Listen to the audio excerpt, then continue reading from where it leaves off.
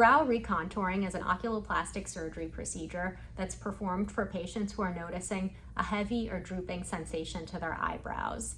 The technique that I use to elevate and restore the natural position of the eyebrows varies depending on where the changes in the eyebrow complex are noted. If it's primarily an issue that involves the outer corner of the eyebrow, the surgery that I can perform is minimally invasive, and it involves suspending the brow using no additional incisions at the time of upper eyelid blepharoplasty.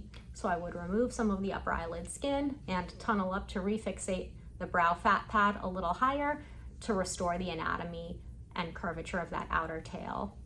For patients with more profound drooping of the outer aspect of their brow, I can hide an incision in their hairline and elevate the brow a little bit more strongly using a procedure called a temporal brow lift.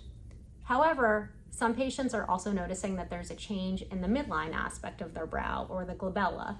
These patients often note that they appear angry even though they're not angry at all, and they have some furrows in the middle of their brows that they would like to restore and get rid of. These patients do great with an endoscopic brow and forehead lift, which elevates the entirety of the upper portion of the face using hidden incisions behind the hair.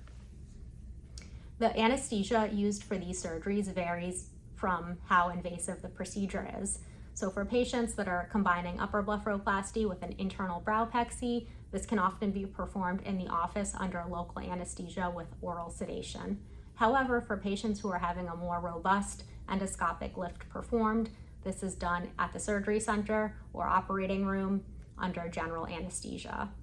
This is a procedure that I perform on a weekly basis, multiple times, and it's a procedure I truly love performing as an oculoplastic surgeon.